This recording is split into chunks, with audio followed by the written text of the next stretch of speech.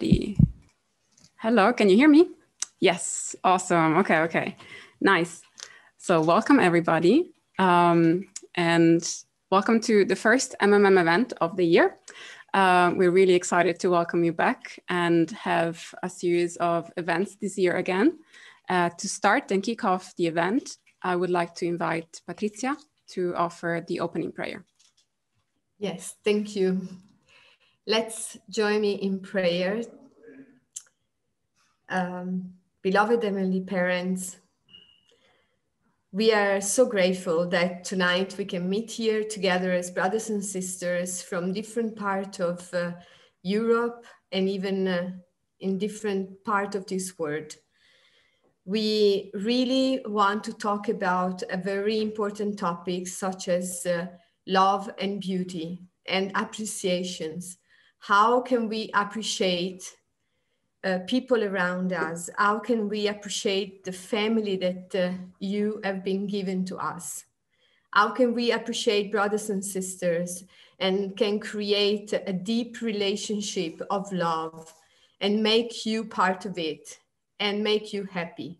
So we really want to invite you tonight to be part of this meeting with our guest, Stacey, and with all the people that are joining us with MMM. And we want to have a great event when people can really feel free to talk about themselves. They can feel that this is a place where we can share our heart deeply, and we can really, truly recognize one another as a brothers and sisters, and centered and really living truly a family that is centered on your true love. And we invite you here tonight, and we want you to be our best guest. We pray all these things together as one family under God and one community under God. In my name, Patrizia Cashbomeyer from the Blessed Center Family Cashbomeyer. Aju. Aju. Aju. Thank you very much, Patrizia, for this wonderful prayer.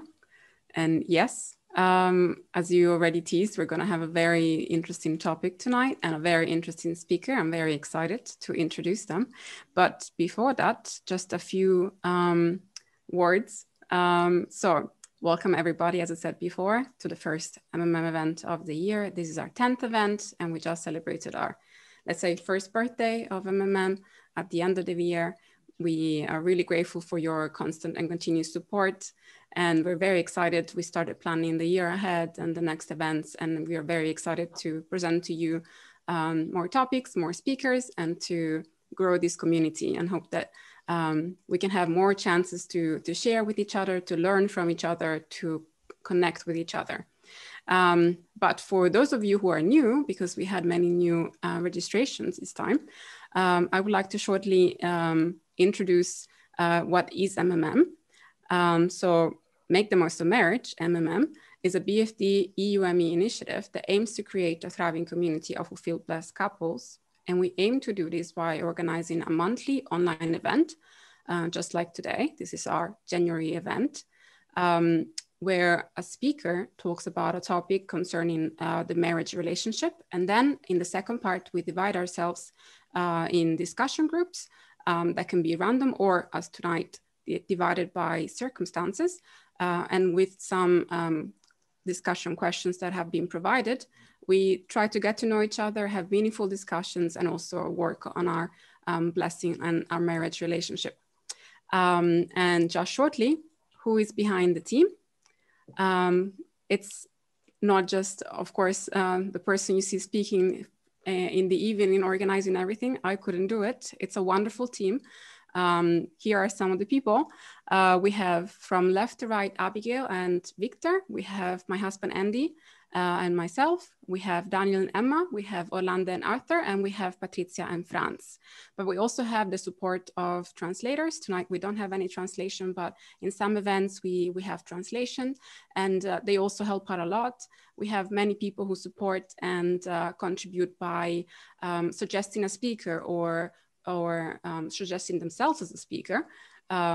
It's really a community effort, and we're really grateful to work together with you, to read your feedbacks, to organize the next event based on what you want. And yeah, to organize many more this year. Okay, that should be everything for, let's say, housekeeping. And so we can get to the main event of the evening, which is our speaker's presentation. Tonight, we are very excited to have, as Patrizia said, Steve and Stacey with us. Stephen has been interested in marriage education for over 15 years. In 2006, he wrote a book on marriage, and for 5 years, he taught a marriage enrichment course at university. He then became interested in what it takes to become a person who can build a lasting marriage and use this knowledge to create a personal development course for students. Recently, he's written a book and run seminars on why the three blessing framework is the only worldview that can build a world of peace and co-prosperity.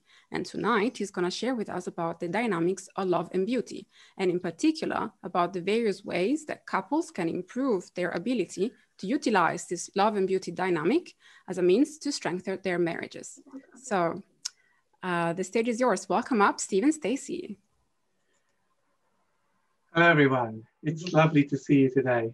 It's so exciting to be with you all. I just want to show somebody who's with me tonight. What is it? My, my other half, my better half, by far, Barbara. She's standing here telling me how I can improve, and I'm sure I need it. So today, I'm so proud to know you all.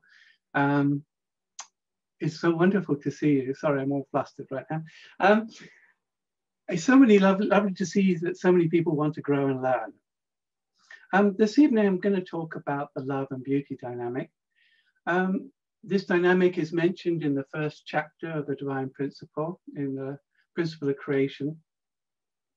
And I'm going to talk about how I've used this dynamic to improve the quality of my marriage. I think this dynamic has helped my marriage more than any other aspect of anything else in the Divine Principle.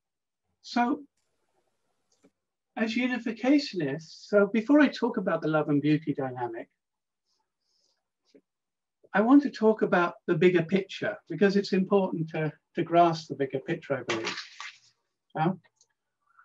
I personally believe that unificationists are kind of united by a larger goal. We are all together striving to learn to live up and embrace the principles that are mentioned in the principle of creation and the principles of restoration. I believe we're doing this because we perceive that this is the only way to build a world of peace and co-prosperity, to bring about the end of wars and the end of poverty. We derive that belief, we know, from Genesis 1:28, of the three blessings. And God told Adam and Eve when he created them that they had three core ways to receive blessings. He said, if you would, so what is a fruitful person?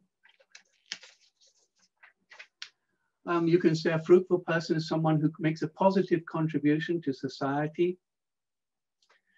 A person to become fruitful will probably have to develop their intellect. They also had to probably develop their core values, so they wouldn't go around hurting other people in community. They would probably have to develop their relationship skills so that they could relate well with those who they love. And they probably have to develop attitudes that will allow them to keep growing throughout their life so that they could become even more of a temple of God. And through becoming fruitful, being a positive contribution, people are much more likely to receive blessings and sense they were blessed. And also God said, multiply. He said, if you take that fruitfulness into your marriage, love your spouse, care for your children, then your family, your children would have a better start in life and will be more likely to make a positive contribution to society. And Adam and Eve would more likely to receive blessings. And then lastly, God said to Adam and Eve, you know, if you take dominion over creation, if you can take control over nature, if you can use it to learn to use it to feed your family, to build homes, if you could develop technical knowledge, then blessings will come, and famines would end, and we could end all kinds of problems. And it's, when we look at the research, it's very clear that those who live a 3 blessings lifestyle are more likely to sense they are blessed in their life and be happier with their lives. Now, it's important to understand that just before the section on the 3 blessings in the principle of creation is section 4.3.1, is the section on love and beauty. And love and beauty is just briefly, it says something like this. It says, when 2 entities form a common base and establish a 4-position foundation, they will engage in give and take action. In accomplishing this, the emotional force that the subject partner gives to the object partner is called love, and the emotional force that the object partner returns to the subject partner is called beauty. The purpose of love and beauty is to enable 2 beings to establish the 4-position foundation and realize the purpose of creation. By sharing love and beauty with each other, they join in harmonious oneness. Now, we've just seen as unification, we know that the first blessing and the second blessing, the third blessing are all channels through which God's love can come, but they are also, God's love comes through a 4-position foundation. So therefore, each of this means that each of the 3 blessings has to be driven by the love and beauty dynamic. Each of them has to, because the section beforehand says so. So in each case, the love and beauty dynamic is the primary driver that creates the energy that allows for blessings to be created. That means love and beauty is central to each of the 3 blessings being achieved. So if we look at the second blessing, love and beauty, if I can find things to appreciate in my beloved, if I can find things to appreciate in the act of building a family, a marriage, and a home, then I'm much more likely to feel inspired. If I'm enjoying the person I'm with, if I like who they are, if I like the actor, then I'm more likely to give. And in giving, energy is created, and positive things will come into our home. However, in order to see the beauty in the family, the goodness that will trigger me, to push me to say, I want to give something, I have to have an appreciation of the good things in my wife and in my marriage and in my family. So I have to develop my ability to appreciate so that I can see the beauty, so that I want to give. So for me, this means that learning the art of appreciation is essential to living a fruitful life, a fruitful blessing. It's not an extra, it's not something I can choose to do. If I want to find God in my marriage, if I want to feel that we're building something beautiful together, I have to have some control over how I develop my appreciation of my partner, my marriage, and my children. So we have to ask ourselves why the love and beauty dynamic is central to human existence. Why is it so important to us? Well, it's because if there is a creator, the only motivation that could inspire the creation of the cosmos is the love and beauty dynamic. You know, God's thinking about, 10 billion years of giving so that he can find children, to have the joy of seeing his children and seeing his love reflected in them and seeing the joy in them. There's no other motivation that would inspire God to give for 10,000 years. There's no other reason to do it apart from to see beauty in what he's created. So since the principle inspires us to become temples of God, then we have to absolutely, if God is to come into us, we have to also have the similar motivation and similar energy, and therefore seek to give in order to find beauty, and find beauty in order to give. So there are two components of the love and beauty dynamic. There's a desire to give love, and there's the appreciation of the beauty that's there. And both are essential for a happy family. But so firstly, I want to talk a little bit about what I've learned about giving things to my wife and family. So there are lots of fields of science, and many of them talk about the love and beauty dynamic because it's central to human existence. So there's, for example, John Gottman. He's a family psychologist. He studied families for 15 years or more. And in studying, he wanted to find how they interacted so that they could build a successful relationship. And what he found was really interesting to me. It was useful to me. He found that couples that build lasting relationships, seek to make sure that they have at least 5 positive moments of interaction for each negative. So he found even couples that had an argumentative style of solving their problems could build a lasting relationship if they kept giving far more than seeing the negatives. So what did that mean to me? How did I take that? Well, it meant that if the negative, something went wrong in my family and my marriage or the interaction with my wife, I had to learn to find a way to do 5 positive acts as quickly as possible to restore that sense of unity. So I got into the habit of doing that. Yeah.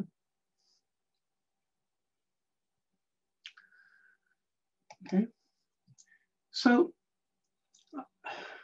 after something went wrong, I would hug her, or I would listen to her, or I would try to say something nice about her, or I would do one of her jobs around the home, or I would fix something, or I would just say, I'm so sorry, I'm such a stupid husband. I would do something to try to restore that sense of unity.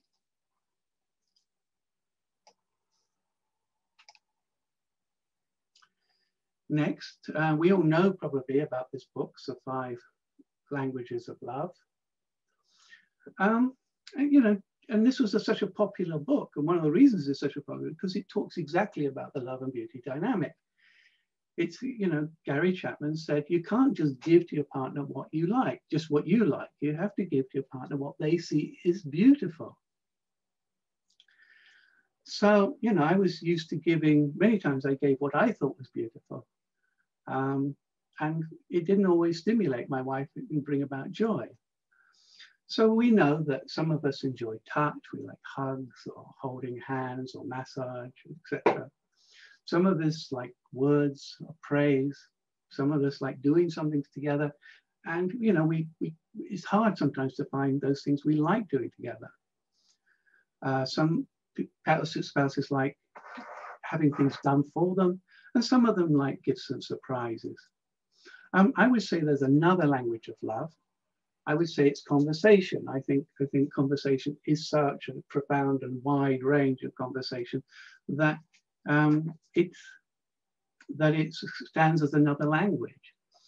And you know, for example, I had to learn, you know, I would give, for example, listening to my wife, but I would listen as a man, listen to another man, not as a woman listens to a woman. And I had to learn how to change my listening style so that my wife felt happier when I listened to her.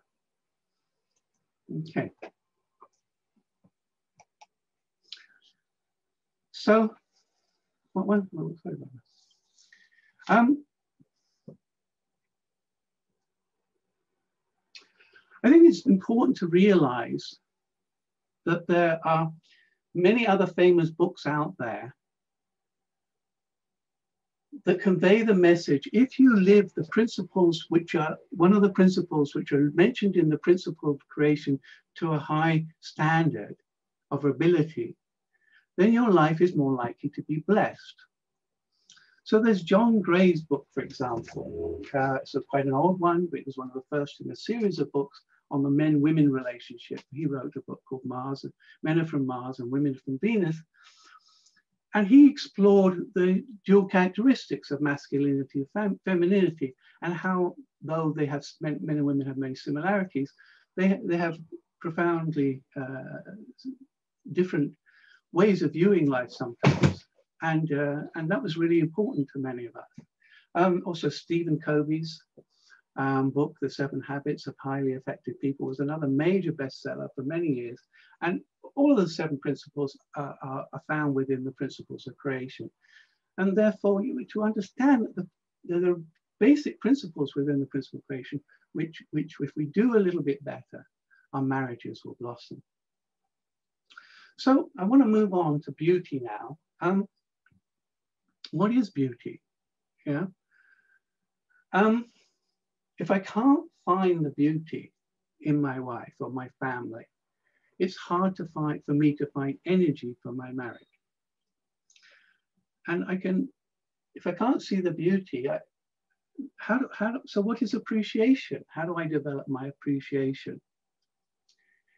If I don't know how to appreciate, then I can't see the beauty and I can't find energy. I can't find inspiration. Of course, sometimes we can push ourselves to give, and sometimes then that energy comes. However, I found over time that it was much easier to find beauty, to develop my sense of appreciation, so that I could trigger myself into wanting to give again. And as I gained control over my ability to appreciate of different forms of beauty in my wife and different forms of beauty in my family, I found that I could joyfully give for longer periods of time. So I want to talk a little bit about how I started on my journey to learn the art of appreciation, because it was really quite, I didn't have any control over it at all when I started, and I had to develop it over time. So John Gottman's ratio, 5-to-1 ratio of 5 acts of kindness to 1 negative moment, taught me something important about appreciation. And what did it teach me? It taught me if I saw 1 negative quality in my wife, or she did something I felt was wrong, that of course then I felt separate from her. However, I found that it was not good enough to find 1 positive quality to cancel out that negative thought. I had to find at least 3 or 5 positive qualities about my wife, so that I could cancel out the critical thought and come back to a sense of unity and love for her and appreciation for her. So I realized if I wanted God to come down into my family through love and beauty, I had to take appreciation seriously. I had to work at appreciation as hard as I worked at understanding giving. So early in our marriage, I realized that I had to have better control over my ability to appreciate my wife.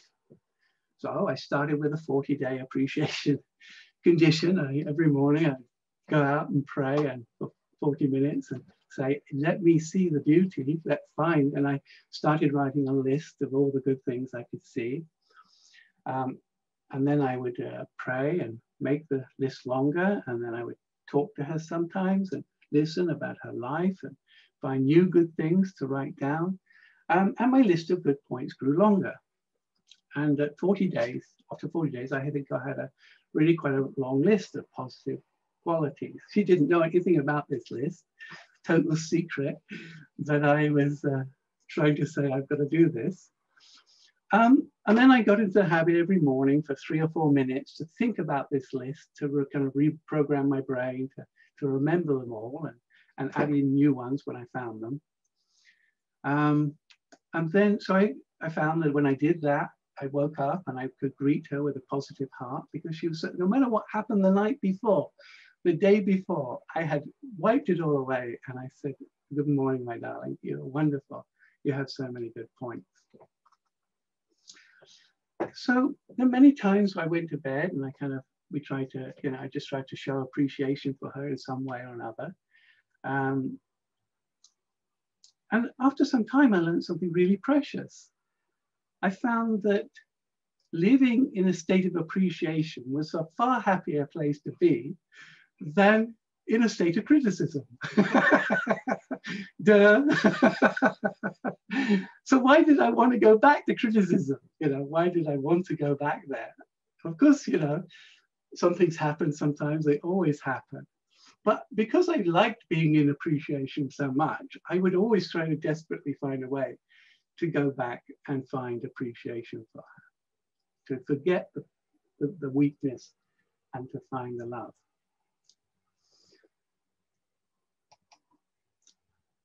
So while I was learning all this and thinking about this, I thought, God is so giving. I always remember the verse, God, about the flowers blooming for the sinners in the Bible. I thought, yeah, the flowers bloom for a sinner, me, and I thought about how God can keep giving to me. And the only way I could work it out, he has a large range of ways to appreciate me. And when he can't see goodness in one part of me or one aspect of me, he is another. So of course, he can look at the good things that I was doing. He can look at the weaknesses, but he can also look at the good and be inspired by them. Yeah. So I could learn to see the good things in what my wife was doing. I could learn to admire qualities in my wife. We did a quiz one day, or like a test, and we had like 40 different adjectives, and we had to tell each other what adjectives apply to each other. And I said, she's so brave. She's such a brave woman. I'm so proud of her bravery. And she's a very generous woman. And she's very serious about fulfilling her responsibilities. And she told me some things, but I remember the 3 I said about her, Or I can appreciate the many things that she offered in the past. So I thought about all the list of all the good things she's done in her life and for us, and the fact that she's given me 4 children. And so I had a really long list in my brain of all the good things in the past. And then I could also, we've learned, I spent a lot of time learning about her childhood and her history. And amazing, she came from quite a difficult background in a communist nation, and she's grown to be an awesome woman, and I can only be proud of all that, she's trying to overcome those things. So, when one method of appreciation wasn't working, I used another. And today, after years of doing this, if something goes wrong, I just say something like this to myself. I say, I know she has so many good points. I have a long list of it. I have so many reasons not to hang on to my resentment or anger or frustration. And I just instantly forget what happened. It just kind of like goes, disappears, goes, because I say she's got a long list of good points, And it's so cute how that works, Sometimes out of teasing her, I kind of pretend to kind of hold on to, I'm still upset with you. But actually, if you just turned around and said, do you love me? I would say, of course, Anyway, now she knows. Something else I studied is something we found about called the Pygmalion effect. It's a very important effect. As parents, we as a healthy parent, you have a child, but you can see the child in their future. You can see their future self, and you're kind of trying to encourage them out of the child so that they can find space in that future potential. And through love and gentle, help, they slowly but surely get that. So God can see and appreciate your future potential. This always gives him hope. He says, next year, she's going to be so wonderful. He's going to be really cool, in 10 years, oh my gosh, I'm so proud of him. So it's really important, I learned, as a partner in marriage, that you appreciate the full potential of your spouse. You can see your partner's a lot, once upon a time, my wife was a young wife. She was just learning, and she's going to take time to grow. So I kind of grew a picture of some of the things that I knew she could develop over the future years that I believed in. And I kind of pictured her like that regularly. And over time, I could see her growing into that space. I could see that she became that, like a child would become. You know, some parents teach their children music, for example, and believe that their children can learn music and encourage them. And the child goes, well, I don't know about this. And after, you know, few years, they grow into it. And so, you know, anyway, so the research shows this is true, you know, because if it teaches, those teachers that can see the future potential in children are much more likely to draw that out of their students than those teachers who can't. So I fully can see in my wife some things that she's developed, which I saw many years ago.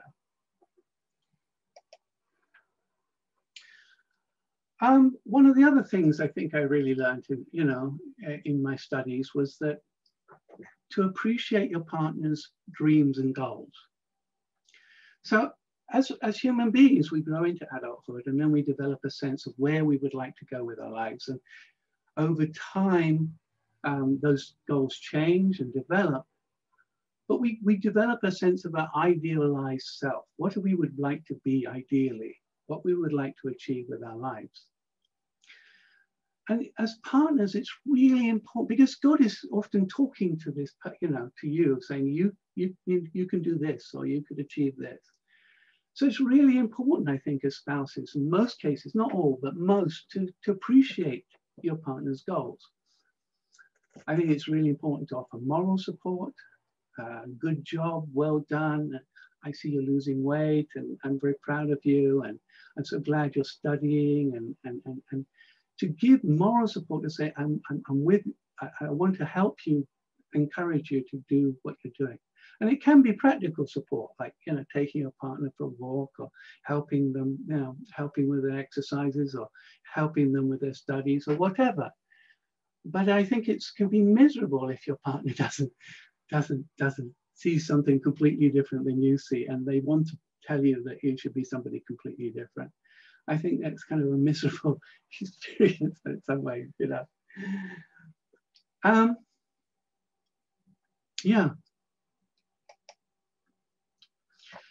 Over the years, I think, this is more recently, I think I've learned about this as I studied animals, actually.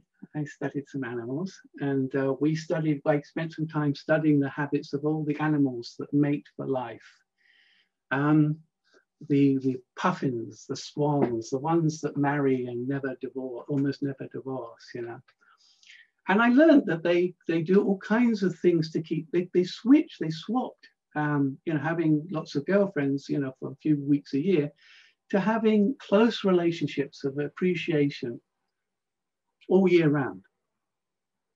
So they switched it. So they have appreciation for each other. If you look at these couples, the swans, or they kind of touch each other or dance, or and I learned about the albatrosses, and they when they come home, when the partner comes home, they are so happy.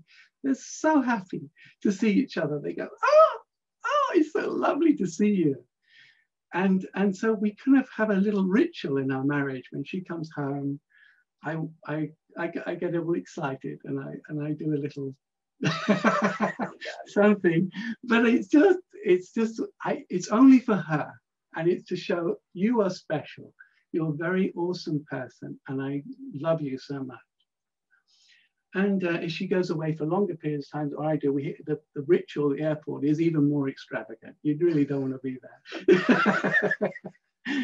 there. So anyway, I think so. We develop these rituals which say you are different than anybody else, and our love is special, and you are special.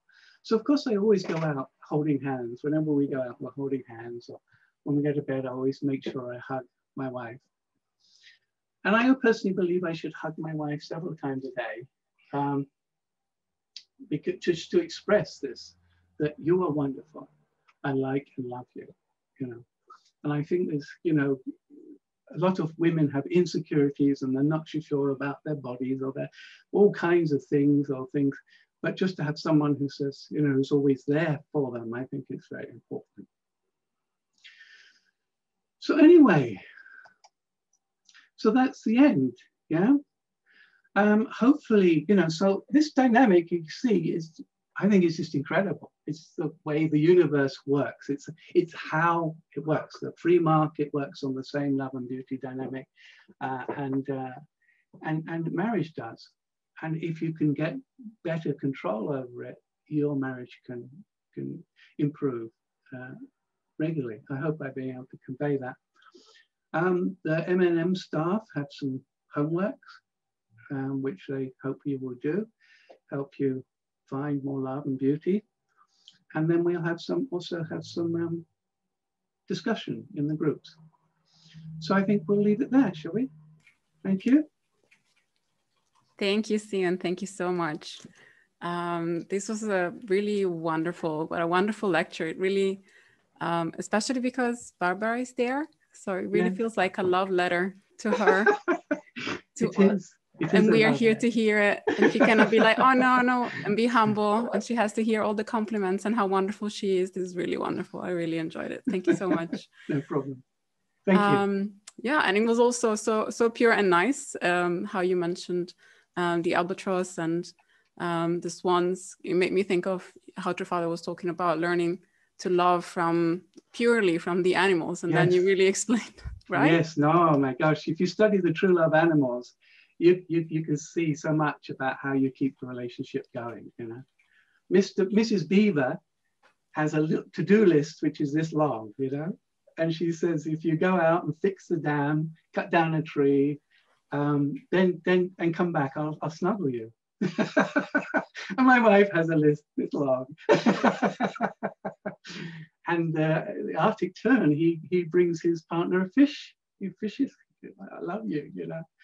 And of course they have a lot of massage, you know, like scratch and massage and touch and hugging. So you do all these things, and you find that love is close by. You know, you can learn from the true loves. Awesome. I know what you mean with the long list of Mrs. Beaver. I also have a long list on my phone. Mrs. Beaver. Hello, do I rename you Mrs. Beaver? Yeah. This was lovely. Thank you very much. Thank you once again. And as Stephen said, he also provided. He was really wonderful to work with as MMM staff. He provided also some homeworks for all of you. So please check your emails. And then, of course, the recording of tonight will be available, because I think there was a lot of content also that might be worth revisiting. And he agreed to put the recording to make it public, and of course his slides. So thank you once again. If you would like to, we could go through the questions one by one and read them out loud and see if it needs any explanation, so that afterwards we'll take a 5-minute break to reflect or grab a glass of water.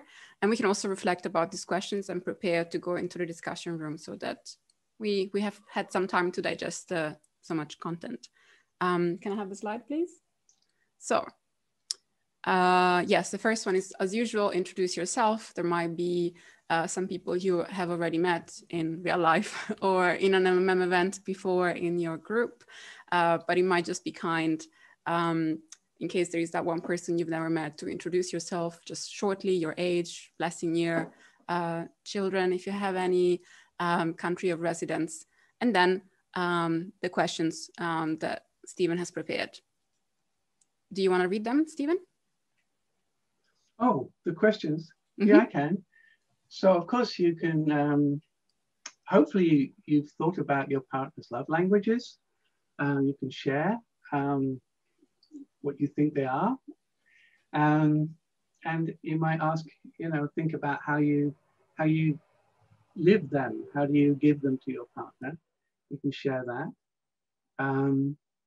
Maybe you have some habits already that help you control your sense of appreciation. That would be really helpful for people to learn from you and others, you know, learn from each other, how you might do, how you keep your appreciation for others going. You can think about 3 adjectives that you would use to highlight some of your partner's strength. It's always a wonderful thing to do, I think, to just say some nice things about your partner. And do you have any habits in your family? Because you can learn from each other. If you says you're extra special to me. Do you have something, or do you think you should do something, or what would you like to do?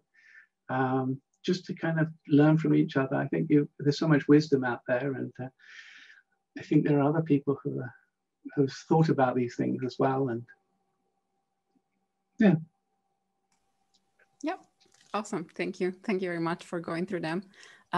These questions will also be posted in the chat. They're also in our last email. And actually, regarding the emails, I was told that today we had some issues with accessing the correct Zoom link. Thank you, Andy, for posting them in the chat.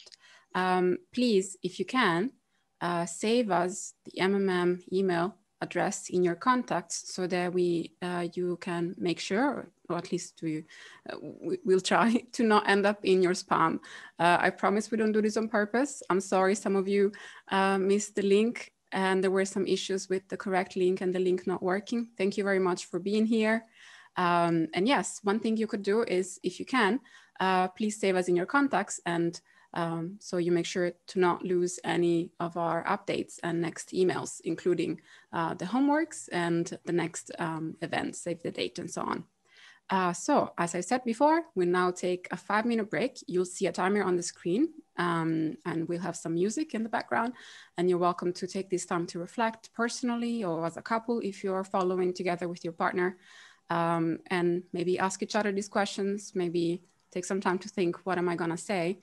And yes, then I'll go through some of the points for the discussion group later. So please take a walk around the house and grab a glass of water and come back refreshed. And yeah, see you in 5 minutes.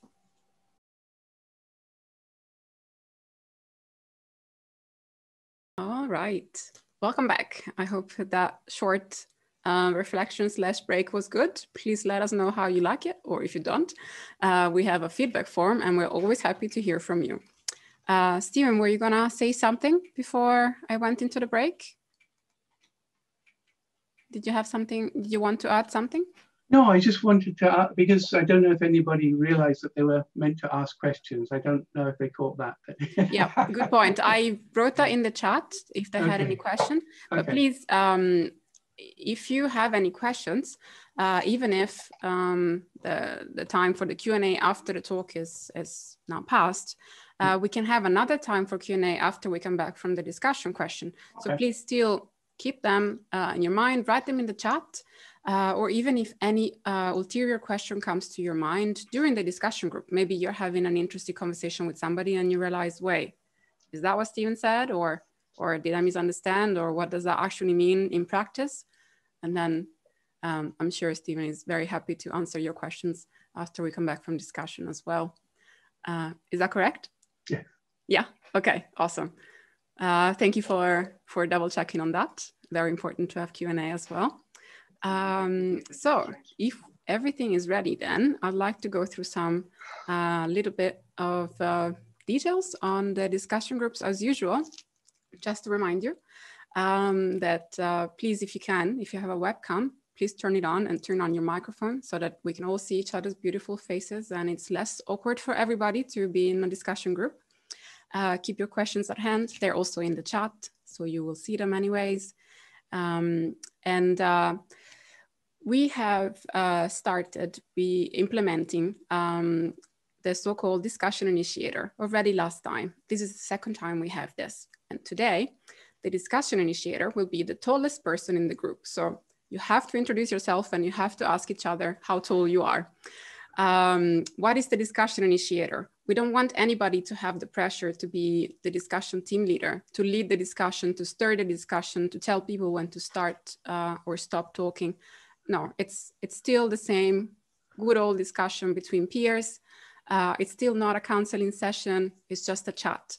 It's just that if the group needs somebody to break the ice, then we thought this could be a fun way to break the ice. It doesn't mean that you have to stick to the discussion initiator starting the conversation, but let's try it out again and see if it works. every time it will be a different person chosen in a different random way. Yeah, so in case your group is full of, let's say, more introverted, shy people, like myself, for example, then maybe a good way is to ask yourself, ask each other, how tall are you? You're supposed to start the discussion. And let's see how it goes. Yeah, I think that was everything. As I said, please be mindful that everybody gets a chance to talk. And if any of these questions for any reason are a bit too personal for you, don't feel like you have to answer all of them. This is not a test. Feel free to discuss the one that you feel more comfortable discussing with everybody there.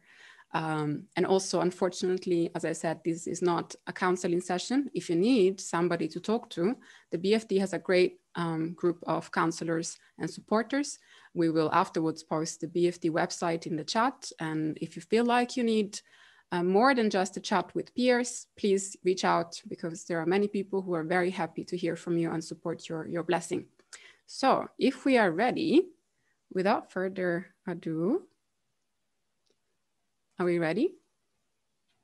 Yeah, okay. Then I'll say have good discussions and see you all back here in half an hour.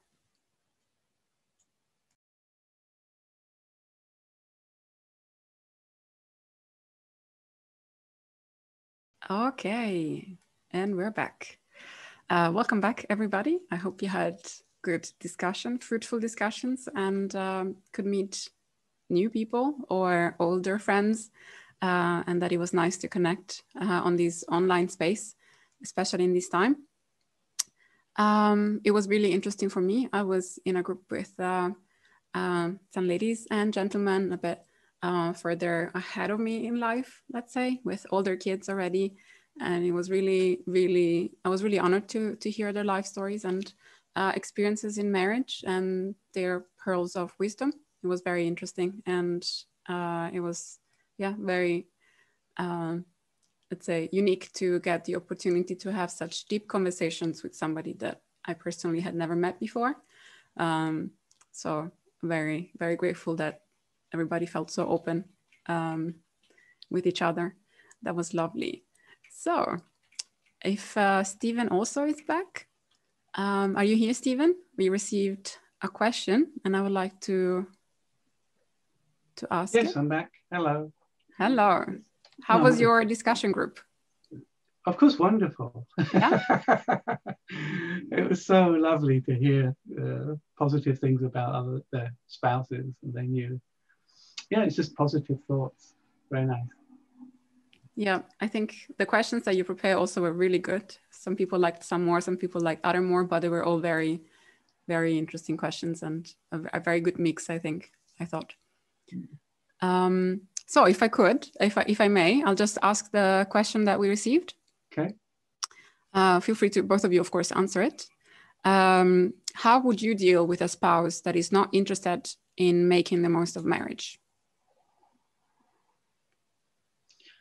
How would I deal with that? That's a complicated one. Yeah.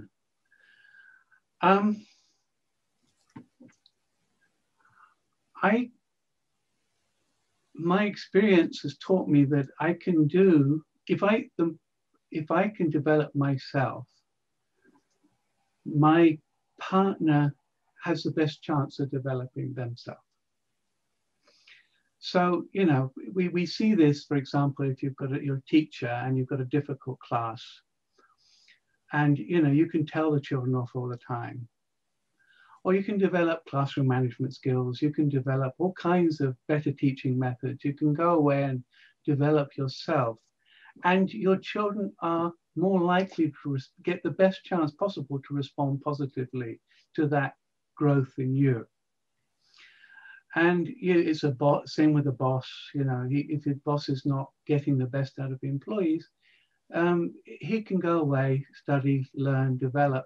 And the more that he embodies God's temple and the skills and talents and attitudes, the more likely it is the staff will start to respond, even the ones who maybe, you know, have a poor attitude from life itself.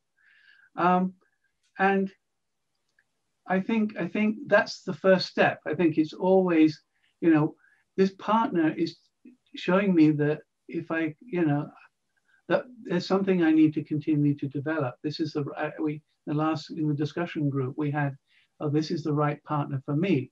And then, you know, there's history and there's restoration and there's all kinds of things which need to be gone through. And but the first place I have to start with is to myself. Yeah. And if I can get that right, for sure my partner responds in a healthier way. And so that's basically all I can say is I think that's the way it's meant to be. Yeah, it's so typical in marriage counseling to hear people, you know, if they change, then I would be a better person. But we don't use that in any other area of life. If you want to become get a better response from your children, you have to develop yourself, and if you do that, the children are much more likely to respond positively. So it's a matter of learning what's being asked to you to develop, and you see what happens. Yeah. So I think that's the best one can do. Yeah. Thank you. Yeah.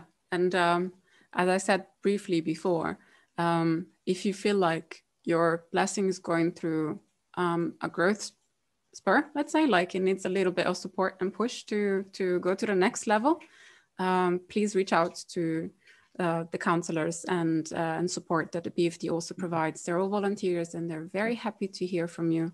Yeah. If you can I just carry on with that? You know, there is every sort of book out there today, and there are books on every kind of challenge in marriage, and they're really well written, many of them, and there was a first wave of books that talked about the different principles and the principle of the creation, and the second wave of books that looked at the development that happens within the four realms of heart. And then there was a third range of books which started to look at restoration in marriage and healing and past, you know. So these range of books have all gone through all the different dynamics. They're out there. There's other people with many similar issues to you, and they've got answers. And if you go out there, for sure you can find you know, lots and lots of support groups, lots of knowledge, and it's not like, you know, 50 years ago where there was almost nothing to read. Today we have intense amounts of knowledge and sources and help and support and counselors, and you name it, it's all there. God has prepared this era for true parents, and so that we can finally build this era of true love. Never before in history have we had this, and it's a chance for us to really try to go through that, you know, top of the growth stage and move on, and the support is out there. So I can only encourage more studying and, you know, etc. Okay. Absolutely awesome. Thank you very much for repeating that very important concept, and that it's completely normal, and we have so many resources. So please, even if it's with, I don't know, maybe you feel like you need a third person or third party to have a good conversation and talk about some issues, reach out. Andy put in the chat some resources, and I see there are some also book recommendations. Very, very cool. Next question I received in the chat: what are some ways that you control your inner sense of appreciation? Could you please explain how you do that? Well, I mentioned some in the talk, like just waking up in the morning and reminding myself. And I think it's really important to go through like 40 days of focusing on something. And you can, you know, just to focus on appreciation to a 40-day appreciation condition is one of the most precious thing I think I've ever did, you know, and the most important. And then you got to, you know, you come to a different stage in that sense of control and ability. I just, I don't know, I thought I expressed it. What to say? I just, how do you find new things to appreciate that are there, but you never saw before. Yeah, because there's always deeper layers, and I think the more you uncover those deeper layers, the more you and sense appreciation. What to say? I thought I expressed it. You know, I have in my brain, you know, subconsciously now, a very long list of things that I admire about my wife, and it just automatically now appear in my brain. So, yeah.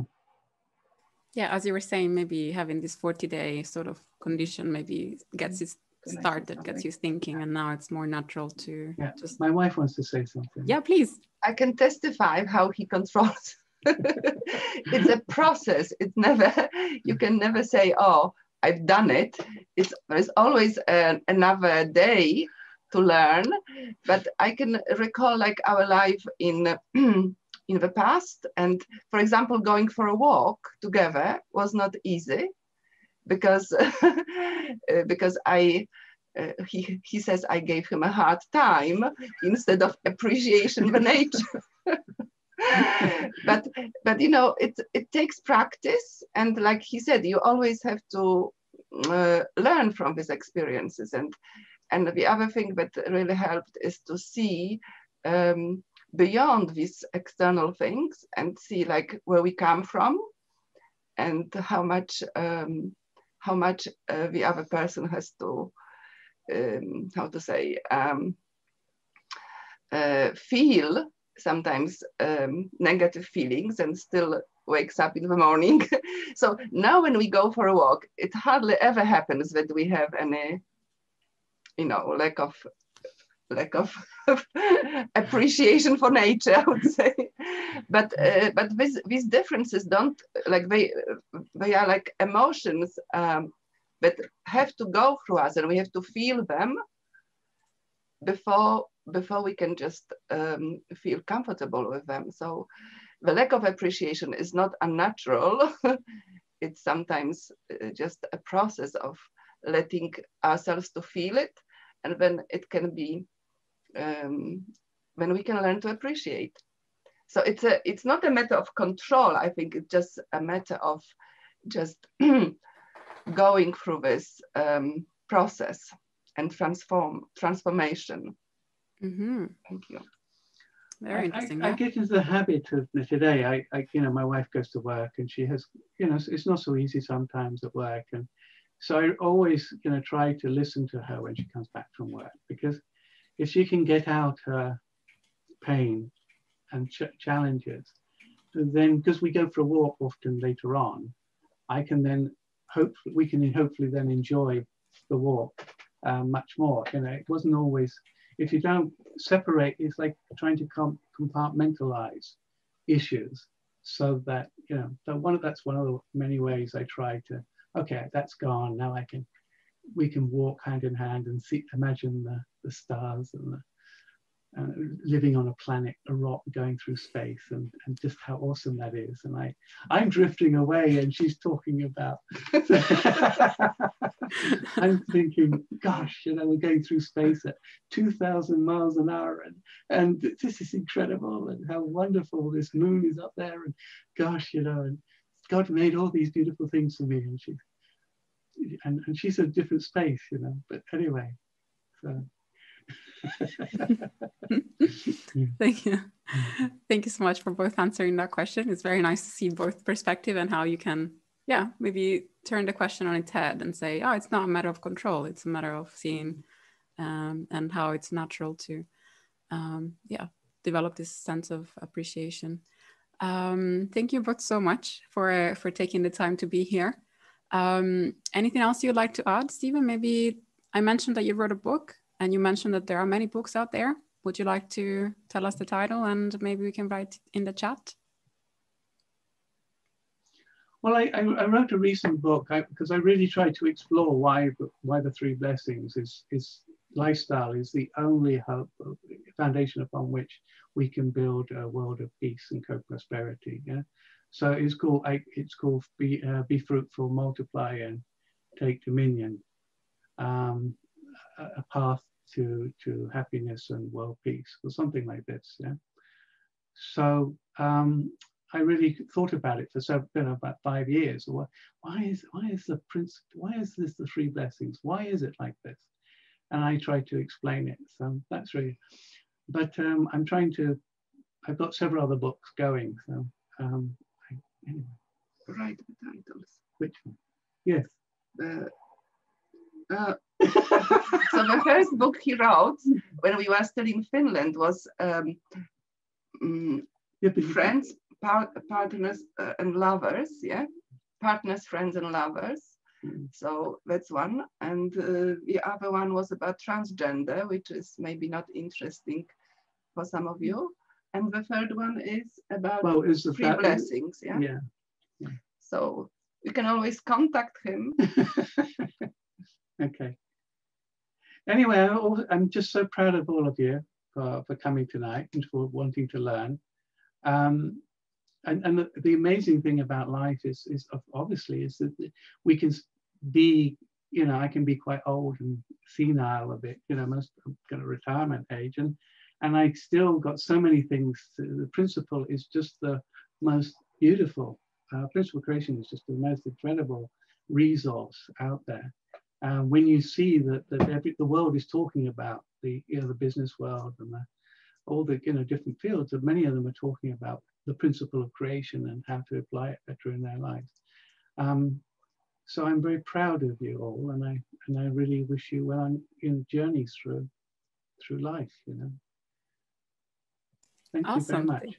Thank you very much to both of you. Thank you, Stephen, for the lecture, and thank you both of you for taking the time to be here to answer the question, give your viewpoint, and the title of that is the book that we also have from you, Stephen, Understanding Marriage, Partners, Friends, and Lovers. You can find it in the chat as well if you're interested, as well as, as Stephen said, the new book focusing on the three blessings. Thank you once again, and please look forward to the email that we will send with the homeworks prepared by Stephen for all of you. If you would like to not just do this once a week and once a month, but also try to work on your relationship with some tips from our speakers throughout the month, then that could be one way, using the resources given from Stephen this month. And for next month, we're really happy to already announce who the next speaker is going to be. We're going to have Matthew Hewish on February the 25th. So Matthew and Natasha are going to prepare a talk on how the marriage relationship works with all the challenges that come along with parenting. So we're really, really excited to have them, and please save the date. Look forward to the email also with more details. And please, again, in order not to miss any of our emails, save our email address in your contacts so that hopefully it will not end up in the spam, and you'll see all our updates. And if you use Facebook, you can follow us also on Facebook so that you can see some updates there as well. The page is still called Make the Most of Marriage.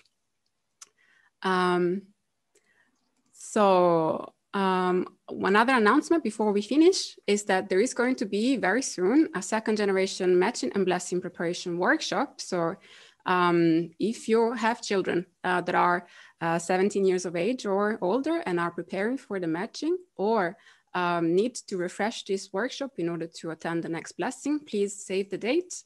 And also, if your children attend, you're welcome to attend as well. You can see on the screen the invite. Please don't miss the chance, because the blessing is coming up, and this is a great opportunity, or to prepare for the matching, of course. Even if it's only required once every 2 years, it's always good to refresh this content and knowledge. Please let your children know if you have children in that age. Finally, last but not least, I would like to invite once again Stephen to offer the closing prayer.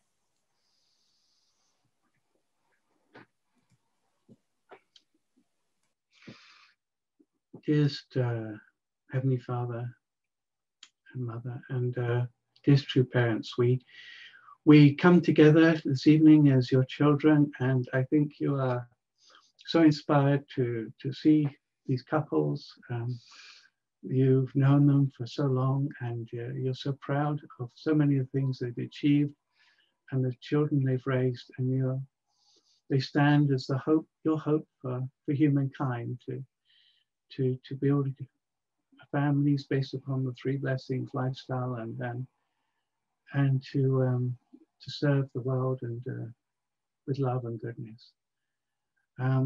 Growing is never easy; it's always a challenge, and you are so patient with us. But I hope tonight that we can all go away and think about how we can grow a little bit more to become your temples, and so your love can flow through us, and we can bring you to earth and into our lives. So thank you so much for the staff for organizing this precious evening together, and we hope we can help you feel proud of us in our lives and in our love.